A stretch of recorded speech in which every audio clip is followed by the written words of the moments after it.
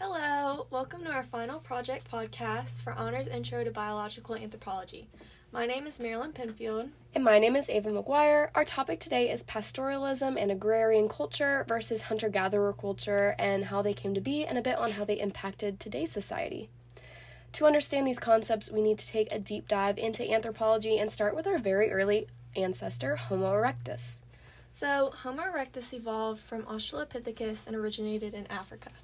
So, a bit more on Homo erectus and its traits. So, its cranial features it has a cranial capacity of 800 to 1,000. It has a long, low skull, prominal supraorbital torus, projecting nose and small teeth, and its postcranial features are modern limb proportions with an IMI similar to modern humans, a narrow, modern-like pelvis, and very robust bones.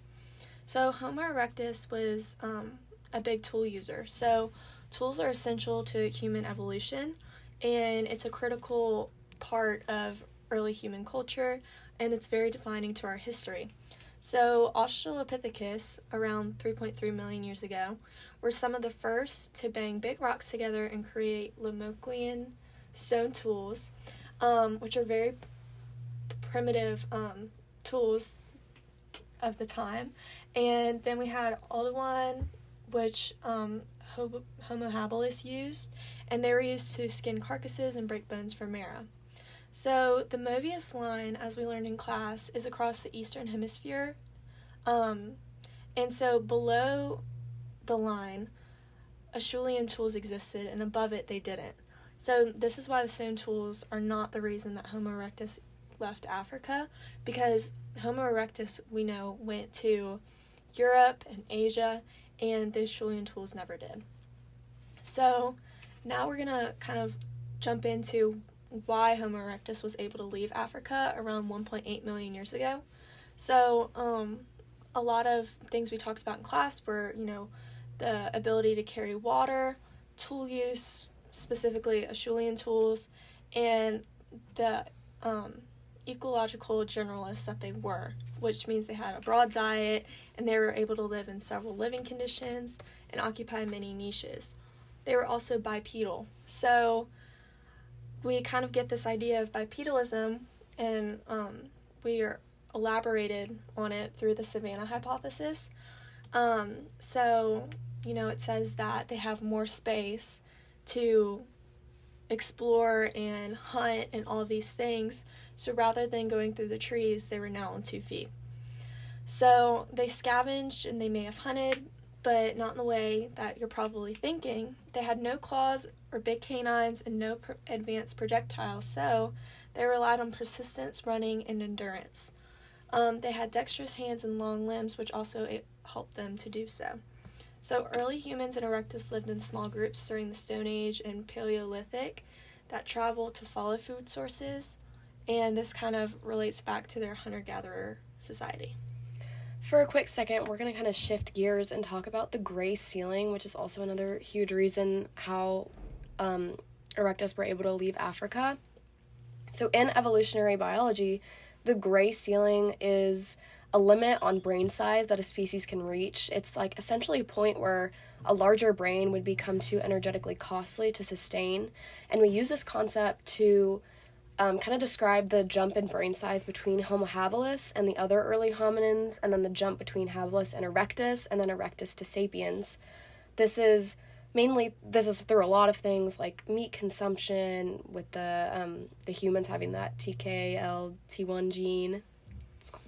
The energy that limits the brain case size in the Homo habilis broke the gray ceiling, which allowed them to open up this dominance niche, and they used those Aldewan tools. And then to further break that gray ceiling, Homo erectus needed to shrink their guts, which sounds a little weird, but early hominins did not have the proportions that humans have that indicate that we have small guts. And then we know this because brains and guts are metabolically expensive, so Homo erectus learned to evolve and make that less taxing, and they further broke the gray ceiling by evolving to shrink their guts, essentially. So we're going to kind of skip over a bunch of the nitty-gritty on how erectus turned into all these different subspecies like sapiens and Neanderthals and Denisovans, and really just focus on the erectus that stayed in Africa and evolved into humans. So the what is it called? Anatomically modern humans. Their features are a really large brain. The cranial capacity is around 1,300 cc. They have a really rounded cranium that's called a globular cranium. They have reduced prognathicism, a reduced brow ridge, that vertical forehead, reduced dentition, and the presence of a chin, which is pretty different from erectus, which you can see how they like further broke that gray ceiling with that huge brain size. But it also in erectus, like there was an explosion in the brain case size, and it just further amplified in humans.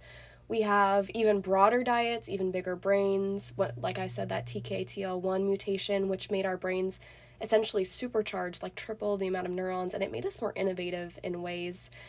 And due to all these factors, like us leaving Africa and doing all that stuff, we're spreading everywhere, and we're populating everywhere, Homo sapiens are. And these hunter-gatherer societies we lived in practice alloparenting and fast weaning, which led to fast production, which further explains why we're just exploding everywhere. And because of this, we start to live in these larger group sizes. And by 30,000 years ago, humans were like literally everywhere, like so many of us. And when we're in these hunter-gatherer groups, foraging is a good strategy for like that 50 to 100 population level. But there's a problem because we're repopulating so quick, and our resources are depleting. And when we're in these hunter-gatherer societies, like a big part of that is moving to follow the food, but it's really hard to move quickly when you have such a big group size. And actually, I wanted to throw in a fun fact. The Hadza tribe in Tanzania is actually one of the last tribes to practice this hunter-gatherer technique. So we're going to go into more of how there's obviously a problem. The populations are beginning to get too big for a hunter-gatherer, so Marilyn is going to kind of describe the switch that happened. Yes, so in around 8,000 BC, there was a switch into the Neolithic Revolution, which basically was from hunter-gatherer to agriculture. Because humans were learning how to produce their own food in surplus, they were able to domesticate animals like the dog, and they established permanent civilizations which decreased the need and ability to move for food. So, outside of agriculture, cities and civilizations grew. As Ava talked about, there is a faster weaning, which creates a higher reproduction rate. So, and because the crops and animals of these new civilizations could now be farmed and meet the demand, the global population rocketed. So from 5 million people around 10,000 years ago, there's 8 billion people today, which is a huge jump. So some of these fertile areas that allowed for the best agricultural needs and to meet demand was in Mesopotamia, the Hung-Ho, I don't know if I said that right. I don't even know. River region, the Nile Valley, and the Indus River region. So we're seeing, all these water sources and the explosions around them. So kind of going into the animals that were domesticated. So the earliest animals were wolves and dogs around 40,000 years ago.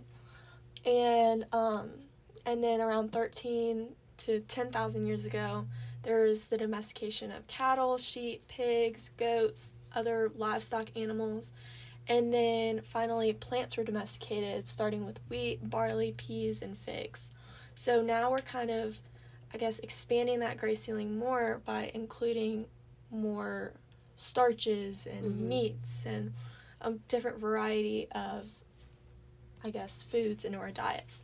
Which is making, humans more, specialized, different. We're one of the only hominins who really do eat, that surplus of meat and starches. And a lot of people say this is what allowed us to out-survive, other hominins, is that, we are, our brains are less metabolically expensive. We have these huge brains, and we feed our brains. So that could be, there are lots of other reasons, like climate change, but this is what scientists say is one of the biggest reasons why we're pretty much we are the only hominids left on Earth. Yeah, so while not everything was fine and dandy, as there are permanent civilizations that led to lack of water resources, pest infestations, and diseases. So we have like these new plants and animals that probably wouldn't be where they normally are, and there's so many people now in such a tight space that there are more, diseases running rampant. So a fun fact of the podcast, so prior to the arrival of the domestic cattle in Europe, prehistoric populations weren't able to stomach raw cow milk. But so at some point during the spread of farming into southeastern Europe, a mutation occurred for lactose tolerance that increased the frequency through natural selection thanks to the nourishing benefits of milk.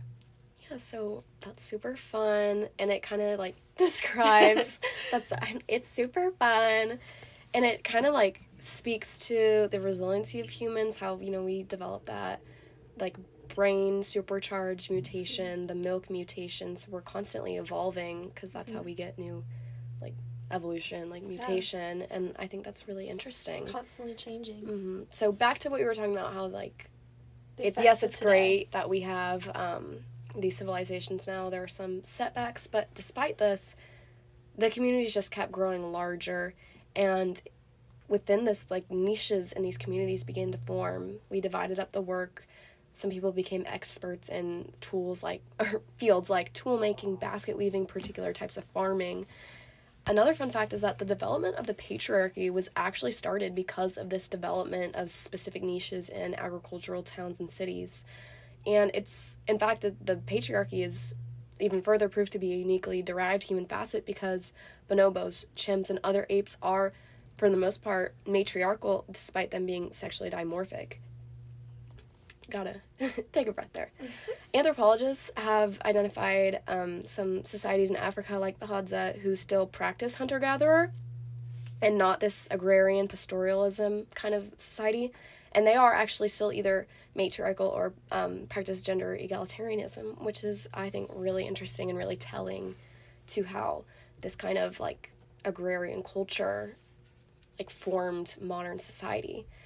And according to Ian Hodder, a professor at Stanford University, it was thought that the very, very first city ever in Turkey, men and women, it was found in, like, the remains of the excavation? Mm-hmm. Men and women had identical diets. They did the same kinds of work, and the height difference was slight, which is really interesting because it's kind of proved that, because that's one of the first cities, that kind of social construct with the pastoralism hadn't taken effect yet.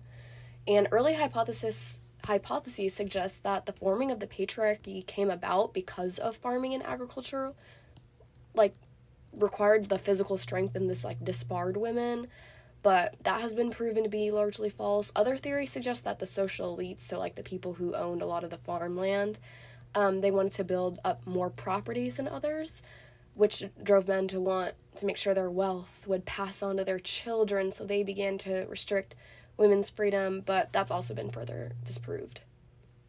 So, as Ava was saying, their drive to, pass their wealth on to their children was debunked, but as women have always done agricultural work.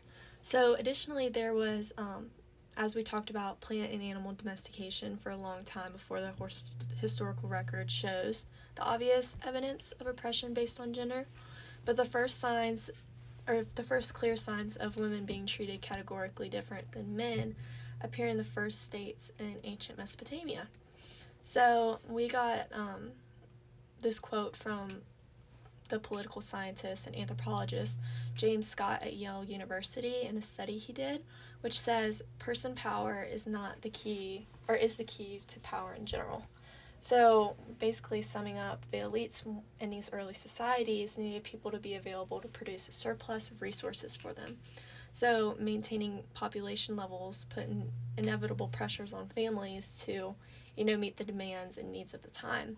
But over time, young women were expected to focus on having more and more babies, and this created a surplus of human resources, and especially sons who would grow up to work and fight.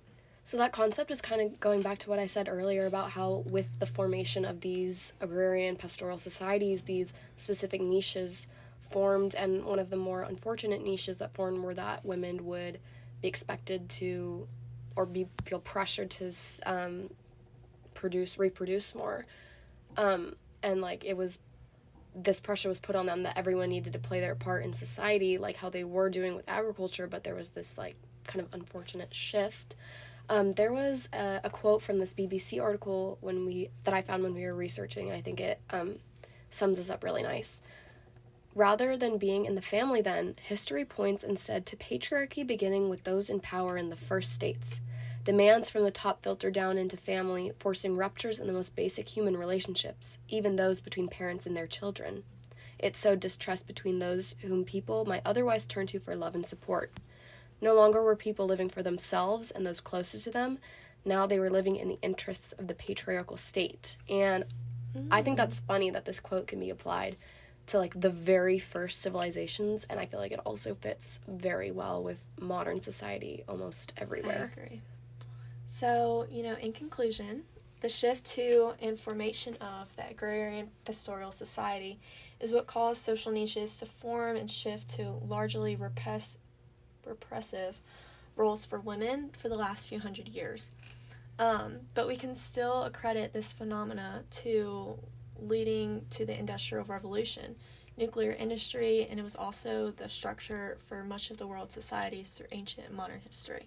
And I also think it's really interesting that in Erica's slides in class, she put a little, like, asterisk that was like, pastoralism and agriculture society can be considered one of humanity's worst mistakes because of all this negative stuff, and it's just, like, kind of that dual-edged sword, because there was so much, like, progress that came with it, with that, like, nuclear industry and, like, basically the foundation of a lot of what our modern societies are built on. And we really enjoy doing this. Yeah, and struggle with, for real, the patriarchy. I'm not going to say it. Cue that Taylor Swift lyric. Well, thank you so much for listening. It's been a great semester. Yes, and this was super interesting. When we heard about this, we were like, oh, we're going to jump on that. Mm-hmm. When the minute she put patriarchy in the slide, I was like, that's it. That's what I want. Okay. Thank you for listening. Bye-bye. Thank you for being such a good teacher, Erica. We love you.